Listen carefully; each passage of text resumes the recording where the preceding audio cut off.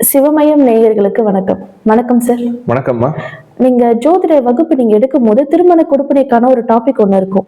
அந்த டாபிக் பத்தி நீங்க பேசும்போதெல்லாம் நம்ம ஜாதகத்தை வச்சு வரக்கூடிய வரனுடைய தொழில் எப்படி இருக்கும், என்னென்ன தொழில் சார்ந்த ஃபீல்டுல இருந்து வருவாங்க அப்படின்னு சொல்லிட்டு நீங்க நிறைய கேட்டகரி குறிச்சு கொடுத்துருக்கீங்க.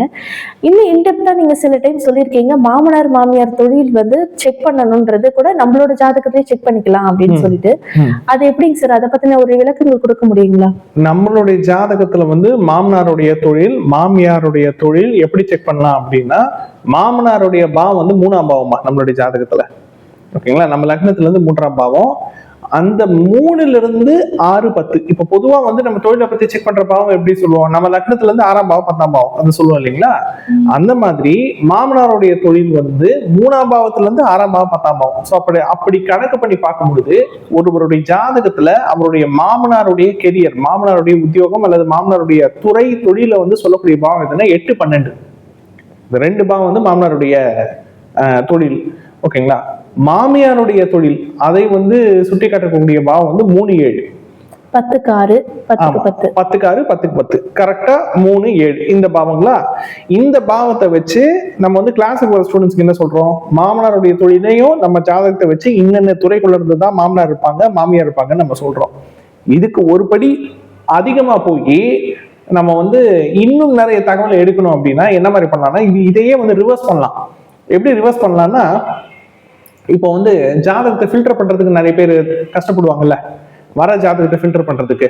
ஸோ அப்போ அந்த மாதிரி ஸ்டூடெண்ட்ஸ்க்கே வந்து சில டைம்ல சில குழப்பங்கள் இருக்கும். நம்மளுடைய மாணவர்களுக்கு சொல்லக்கூடிய கொடுக்கக்கூடிய ஒரு முக்கியமான டிப்ஸ் இது என்னன்னு பாத்தீங்கன்னா, நம்மளுடைய தொழில் அல்லது உத்தியோகம் அது வந்து நம்ம எப்படி பார்ப்போம், நம்ம ஜாதகத்துல 6, 10 இல்லைங்களா? நம்மளுடைய தொழில் நம்மளுடைய உத்தியோகம், நம்ம வந்து ஒரு குறிப்பிட்ட தொழில் இருப்போம், ஒரு குறிப்பிட்ட உத்தியோகத்துல இருப்போம். ஓகே, நம்ம அப்பா ஒரு தொழில் இருப்பாங்க, உத்தியோகத்துல இருப்பாங்க. நம்ம அம்மா வந்து ஒரு தொழில் இருப்பாங்க, உத்தியோகத்துல இருப்பாங்க. இப்ப இந்த 3 விஷயமும் வந்துருச்சுல்ல, இந்த 3 விஷயத்தை வச்சு நம்ம ஜாதகம் இல்ல, வரவங்களுடைய ஜாதகம் இருக்குல்ல, கணவனுடைய ஜாதகம் மனைவியோட ஜாதகம் இருக்கு இல்லைங்களா, அவங்க ஜாதகத்துல இன்னென்ன பாவத்தோட இன்னென்ன கர்ம பதிவு தான் தொடர்பு கொண்டு இருக்கும் அப்படின்றத நம்மளால வந்து துல்லியமா சொல்ல முடியும். நமக்கு வரக்கூடிய கணவன் ஜாதகம் அல்லது நமக்கு வரக்கூடிய மனைவியுடைய ஜாதகம், வரன்களுடைய ஜாதகம் இருக்கு இல்லையா, அந்த ஜாதகத்துல நம்முடைய தொழில், நாம அப்பாவுடைய தொழில், அம்மாவுடைய தொழில், இந்த 3 தொழிலும் ஏற்கனவே பிக்சட் தானே. நம்ம என்ன தொழில இருக்கோம், நம்ம என்ன துறையில இருக்கோம் நமக்கு தெரியுமில்ல. அதே மாதிரி நம்ம அப்பா வந்து டாக்டரா என்ஜினியரா யாருன்றது நமக்கு தெரியுமில்ல. நம்ம அம்மா என்ன படிச்சிருக்காங்க, என்ன துறையில இருக்காங்க நமக்கு தெரியுமில்ல. அப்படி தெரியும் பட்சத்தில் இந்த 3 தகவல்களை வச்சு வர்றவங்களுடைய ஜாதகத்துல 6 பாவம், 12 பாவத்துல மொத்தம் 6 பாவத்து கூட என்னென்னலாம் கர்ம பதிவு கனெக்ட் ஆயிருக்குன்னு நம்மளால கண்டுபிடிக்க முடியுமா? ஓகே, இப்போ உதாரணத்துக்கு இப்போ வந்து என்னுடைய தந்தை மருத்துவர் இல்ல, இப்போ ஒருத்தர் இப்ப இந்த ஜாதகம் வந்து பாத்துட்டு இருக்காருன்னு வச்சுக்கோங்க, இந்த ப்ரோக்ராம் வந்து பாத்துட்டு இருக்காரு, அவருடைய தந்தை வந்து மருத்துவ துறையில இருக்கிறாரு, சுகாதார துறையில இருக்கிறாரு, பார்மசி துறையில இருக்கிறாரு, இதெல்லாமே மெடிக்கல் ஃபீல்டுங்களா? ஓகே, அப்போ அவருக்கு வரக்கூடிய இவங்க பெண்ணா இருந்தா கணவன் அல்லது இவர் ஆணாக இருந்தால் மனைவி, மனைவி ஜாதகம் எந்த ராசி நட்சத்திரமாக இருந்தாலும், எப்பேற்பட்ட ஜாதகம் வந்தாலும், என்ன குடும்ப பின்புலமாக இருந்தாலும், அவங்களுக்கு வரக்கூடிய இவர் தந்தை மருத்துவத்துறையில இருக்கும் பட்சத்தில் அவருக்கு வரக்கூடிய மனைவி ஜாதகத்துல வந்து பாத்தீங்கன்னா எய்தர் அவங்களுடைய 8ஆம் பாவம் அல்லது 12ஆம் பாவம், 8ஆம் அதிபதி 12ஆம் அதிபதி, இந்த 2 விஷயம் இருக்குல்ல, 8, 12, இந்த 2 பாவத்து கூட கேது தொடர்பு இருக்கும். இது முதல் ரூல். அப்படி இல்லைங்க, இது வந்து ஒரு ரூல் நம்பர் 1. ஓகேங்களா? இது இல்லாம 8ஆம் அதிபதி அல்லது 12ஆம் அதிபதி வந்து பாத்தீங்கன்னா அஸ்வினி ஆயில்யம் அனுஷம் புரட்டாதி நட்சத்திரத்துல இருப்பாங்க. அஸ்வினி ஆயில்யம் அனுஷம் புரட்டாதி நட்சத்திரத்துல இருப்பாங்க. இது வந்து ரூல் நம்பர் 2. ரூல் நம்பர் 3 என்னன்னு பாத்தீங்கன்னா 3க்கு 12 பாப்போம்ல, பாவத்துக்கு பாவம். ஓகேங்களா? அப்போ 2, 8, 2, 12. நல்லா கவனிங்க, 2, 8, 2, 12 மொத்தம் 3 காம்பினேஷன் சொன்னா என்ன? 3 காம்பினேஷன் சொன்னேன், 8, 12 இந்த 2 பாவத்து கூட கேது தொடர்பு சொன்னேன். 2வது காம்பினேஷன் என்ன சொன்னேன், 8ஆம் அதிபதியோ 12ஆம் அதிபதி, இந்த 2 வீட்டு அதிபதியில யாராச்சும் ஒருத்தராவது அஸ்வினி ஆயில்யம் அனுஷம் புரட்டாதி நட்சத்திரத்தில் இருப்பது. இது 2வது காம்பினேஷன். 3வது காம்பினேஷன் என்னன்னா 8-2 பாவ சேர்க்கை, 2ஆம் அதிபதி 8ல, 8ஆம் அதிபதி 2ல, அல்லது 2ஆம் அதிபதி 8ஆம் அதிபதி சேர்ந்து இருக்கிறது. அதே போல 2-12 பாவ சேர்க்கை. இப்போ யார் யாருக்கெல்லாம் அவங்க அப்பா வந்து மெடிக்கல் ஃபீல்ட்ல இருக்காங்களோ அவங்களுக்கு அவங்க கல்யாணம் பண்ணி இருக்க கணவர் மனைவி எல்லா ஜாதத்திலையும் இந்த காம்பினேஷன் இருக்கும்.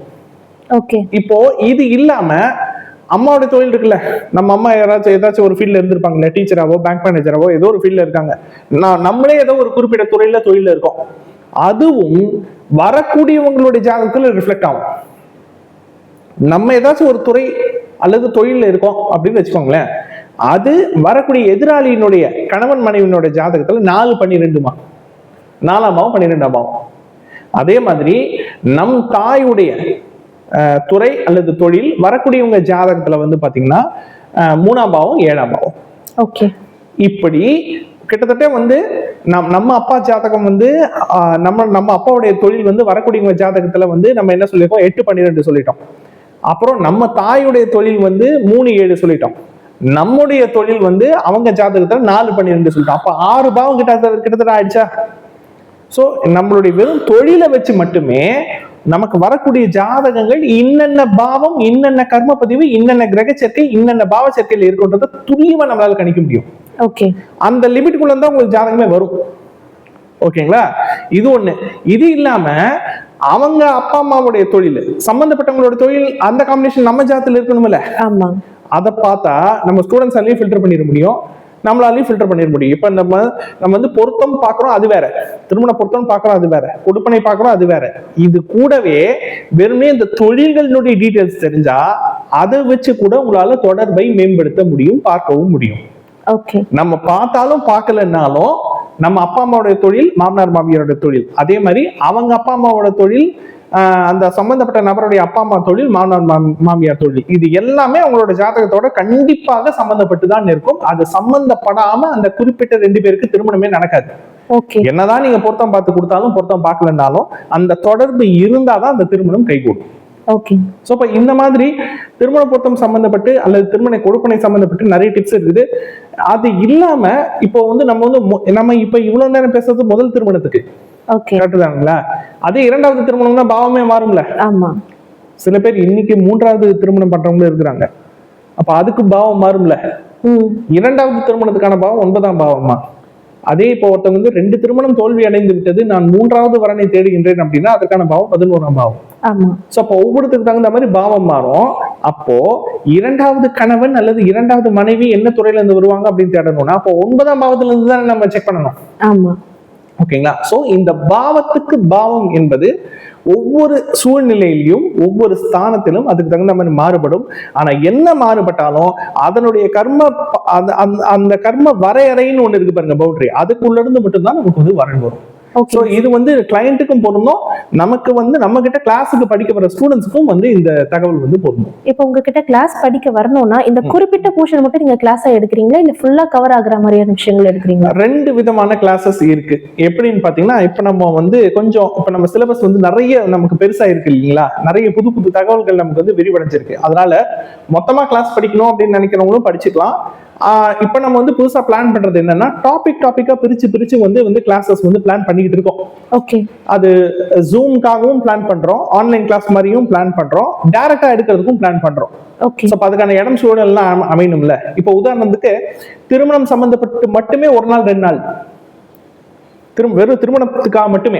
அப்ப அந்த அளவுக்கு இன்டெப்தா இருக்கும் நிறைய கான்செப்ட். அதாவது பொருத்தம், நமக்கு வந்து பொருத்தம் பாக்குறது அப்படின்றது வெறும் டிஎன்ஏ அஸ்ட்ராலஜி மட்டும் கிடையாது. நம்ம இந்த இன்டர்வியூல மட்டும் இல்ல, பல இன்டர்வியூல சொல்லியிருக்கோம். நம்ம என்ன சொல்லியிருக்கோம், பாரம்பரிய ஜோதிடத்தினுடைய அந்த டிப்ஸ், ஜாதக பொறுத்த டிப்ஸையும் நம்ம கருத்துல கொள்றோம், பல ஃபேக்டர்ஸை கொள்றோம். 2வது அந்த ஆழ்நிலை அப்படின்ற அந்த உள்ளுணர்வும் சரின்னு சொன்னாதான் நம்ம வந்து பொருத்தத்தை குறிச்சு கொடுக்க முடியும். இது நம்ம பல ப்ரோக்ராம்ல பதிவு பண்ணியிருக்கோம். ஆனா கொடுப்பனைன்னு இருக்குல்ல, நம்ம என்னதான் பொருத்தம் பார்த்தாலும் இவங்களுக்கு இந்த வரையறைக்குள்ளதான் முடியணும்ன்றது, அது வந்து பவுண்டரி விதிக்கப்பட்டது தானே, அது மாறாது இல்லையா? அந்த கொடுப்பனை சம்பந்தப்பட்டது மட்டுமே 2 நாள் உங்களுக்கு எடுக்க முடியுமா? அவ்வளவு டீட்டெயிலா எடுக்க முடியும். ஏன்னா நீங்க கொஞ்சம் யோசிச்சு பாருங்க, இந்த பக்கம் ஒரு 6 பாவம், அந்த பக்கம் ஒரு 6 பாவம், நம்மளுடைய அப்பா அம்மா தொழில், மாமனார் மாமியார் தொழில், அந்த சைடு அவங்க அப்பா அம்மா தொழில், மாமனார் மாமியார் தொழில், அவங்க தொழில், அப்போ எல்லாமே சேர்த்தா 6 12 பாவம் உங்களுக்கு வந்துருமே. ஆமா. அப்ப அத்தனை பாவத்துக்குமே கரெக்டா அந்த திருமண கொடுப்பனை கரெக்டா பொருந்தணும்ல. இதை வச்சு நம்மளோட ஜாதகமே கரெக்டா இல்லையா நம்மளால செக் பண்ணிக்க முடியுமேமா? ஆமா, கரெக்ட். கரெக்டுங்களா? அப்போ திருமண கொடுப்பனை கிளாஸ் இப்ப நான் எடுக்கிறேன்னு வச்சுக்கோங்களேன், தனியா அந்த ஒரு குறிப்பிட்ட போர்ஷன் மட்டும் எடுக்கிறேன்னா, அது எடுக்கிறதுக்கு முன்னாடி நம்ம பேசிக்கா நமக்குன்னு ஒரு கடமை இருக்கு. என்ன கடமை சொல்லுங்க? நம்ம டிஎன்ஏ அஸ்ட்ராலஜி கான்செப்ட் ஃபர்ஸ்ட் உங்களுக்கு புரியணும். அதுக்கான பேசிக் விதி இருக்குல்ல, இந்த கர்ம பதிவுக்கு இன்னென்ன கிரகம் தான் இன்னென்ன கர்மா, இன்னென்ன பாவம் தான் இன்னென்ன கர்மா, இன்னென்ன வீடு தான் இந்த கர்மான்றது அந்த பேசிக் அவுட்லெட் இருக்குல்ல, அந்த அவுட்லெட்டை பத்தி ஃபர்ஸ்ட் ஒரு கிளாஸ் எடுத்துட்டு ஆரம்பிச்சுட்டு அதுக்கப்புறமா அந்த திருமண கொடுப்பனைன்ற செக்ஷனுக்குள்ள நம்ம போவோம். அதுக்கு தான் 2 நாள் தேவைப்படும். அதே மாதிரி கெரியர் கைடன்ஸை பத்தி மட்டுமே தனியா ஒரு கிளாஸ் எடுக்க முடியுமா? ஆமா, அது அதை விட இன்டெப்தா போகும், இன்னும் இன்டெப்தா போகும், டீடைல்டா போகும். எந்த அளவுக்கு அப்படின்னா, நீங்க அன்னைக்கு வந்து ஒரு இதை பத்தி கேட்டிருந்தீங்களா, இதுக்கு முன்னாடி ஒரு இன்டர்வியூல நீங்க வந்து சார் மருத்துவத்துறைன்னு ஜெனரலா சொல்றீங்க, மருத்துவத்துறைக்குள்ள ஸ்பெசிபிக்கா வந்து நியூராலஜி இருக்குது, கார்டியாலஜி இருக்குது, நெஃப்ராலஜி இருக்குது, அது ஒவ்வொன்றுக்கும் உங்களால கர்ம பதிவு டீடைலா சொல்ல முடியுமா நீங்க அன்னைக்கு ஒரு இன்டர்வியூல கேட்டிருந்தீங்க. நம்மளும் சில கர்ம பதிவு பத்தி நம்ம சொல்லியிருந்தோம் இல்லைங்களா? அந்த மாதிரி வெறும் மெடிசன் மட்டும் கிடையாது, வெறும் ரிசர்ச் மட்டும் கிடையாது, வெறும் ஜெனடிக்ஸ் மட்டும் கிடையாது, வெறும் மெக்கானிக்கல் இன்ஜினியரிங் மட்டும் கிடையாது. ஒவ்வொரு துறைக்குள்ளயுமே இன்டெப்தா என்னென்ன கேட்டகரிக்கு என்னென்ன கர்ம பதிவு அப்படின்றதுக்கு டீடைல்டா அந்த கிளாஸஸ் வந்து இருக்கும். சூப்பர். 2 நாள் இருக்கும். 2 நாளுமே வெறும் தொழிலை பத்தி மட்டுமே. இன்னொரு 2 நாள் செஷன் இருக்கும். அந்த 2 நாள் செஷன் வெறும் திருமணத்தை பத்தி மட்டுமே. ஓகேங்களா? அதுல வெறும் திருமண கொடுப்பனை மட்டும் இருக்காது. இந்த கலப்பு திருமணம் அப்படின்னு சொல்லுவாங்கல்ல, காதல் வேறு சமூகத்தை வந்து இப்போ நடக்குதுல, இன்னைக்கும் கல்யாணம் நடக்குதுல, வந்து காதல் திருமணம் நடக்குது, பதிவு திருமணம் நடக்குது. அப்ப அதுக்கான அனுமதியும் இருக்குல்ல. ஆமா, வயது தாண்டி திருமணம் பண்றாங்கல்ல, லேட் மேரேஜ் டிலே. அப்ப அதுக்கான அனுமதியும் இருக்குல்ல. வெளிநாடு போனா சில பேருக்கு வந்து வரன் முடியாம அங்க தத்தளிச்சிட்டு இருப்பாங்களா, அதுக்குன்னு ஒரு காம்பினேஷன் இருக்கும்ல. திருமணம் சார்ந்த சகல காம்பினேஷன் அந்த காம்பினேஷன்ல அந்த கிளாஸ்ல வந்துடும். அதே மாதிரி கெரியர் கைடன்ஸ் சம்பந்தப்பட்ட கெரியர் கைடன்ஸ்னா வெறும் படிப்பு உத்தியோகம் அது மட்டும் கிடையாது. இப்ப சொந்த தொழில் பண்றவங்க இருப்பாங்க, பிசினஸ்க்கான கைடன்ஸ் அதுவும் கெரியர் தானே. அதுக்கான முழு கைடன்ஸும் இந்த 2 நாள் கிளாஸ்ல வந்துடும். ஓகேங்களா? அது இல்லாம இன்னொரு 2 நாள் கிளாஸ்ல வந்து என்ன ஒரு செக்ஷன், என்ன சிலபஸ் கவர் ஆகும் பாத்தீங்கன்னா, வாஸ்து நியூமராலஜி டீடைல்டா. ஓகேங்களா? வாஸ்துவை பத்தி, நியூமராலஜி பத்தி டீடைல்டா, தசாபதி பத்தி டீடைல்டா. தசாபதினா உடனே ப்ரெடிக்ஷன் நினைச்சுக்காதீங்க மக்களே, ப்ரெடிக்ஷன் கிடையாது. மரபணு ஜோதிடத்தின் பார்வையில் தசாபதினா என்ன அப்படின்னு இருக்கு இல்லைங்களா, அதை பத்தி, வாஸ்து பத்தி, நியூமராலஜி பத்தி 2 நாள் டீடைல்டா வரும். சூப்பர். ஓகேங்களா?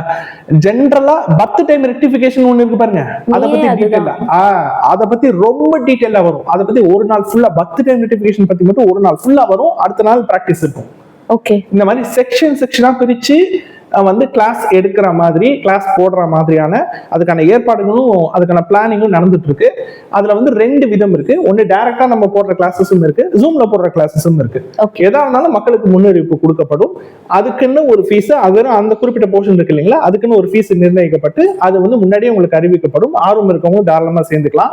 ஆனா இதுல முடிக்கிறதுக்கு முன்னாடி நான் இன்னொரு தகவல் நான் உங்களுக்கு அப்டேட் பண்ணிடணும். இப்ப நான் சொன்ன இந்த அறிவிப்பு எல்லாமே ஃப்ரெஷ்ஷா சேர்ற ஸ்டூடெண்ட்ஸுக்கு, புதிதாக சேரக்கூடிய மாணவர்களுக்கு. ஏற்கனவே நம்ம கிட்ட ஃபீஸை கட்டி நம்ம குரூப்ல இருக்காங்க பாருங்க ஸ்டூடெண்ட்ஸ், அவங்களுக்கு இல்ல. அவங்களுக்கு இந்த கிளாஸ்னுடைய ரெக்கார்டிங் அவங்களுக்கு தேவையில்லை. ஏன்னா இந்த ரெக்கார்டிங் அவங்களுக்கு இந்த முடிச்சதும், இந்த வகுப்பு முடிச்சதும் அதனுடைய ரெக்கார்டிங் அவங்களுக்கு போயிடும். சூப்பர். சோ அதனால இது வந்து புதிதாக பதிவு செய்யற மாணவர்களுக்கு இந்த அறிவிப்பு. ஓகேங்க சார். அது கான்டாக்ட் நம்பர் டீடைல்ஸ் கொடுத்துறீங்க. அதுக்கான கான்டாக்ட் நம்பர் உங்களுக்கு வந்து வேணும். அந்த மாதிரி கிளாஸ்னுடைய ரெக்கார்டிங்ஸ் உங்களுக்கு, அதனுடைய செஷன் பத்தி உங்களுக்கு டீடைல்ஸ் வேணும்னா இதே நம்பருக்கு வாட்ஸ்அப்ல 8680807781 அந்த நம்பருக்கு நீங்க வாட்ஸ்அப்ல டெக்ஸ்ட் பண்ணுங்க. அதுக்கான டீடைல்ஸ் நான் உங்களுக்கு கொடுக்குறேன். ஓகேங்க சார். மிக தெளிவான விளக்கம் கொடுத்துருக்கீங்க. நன்றிங்க சார். நன்றிங்கம்மா.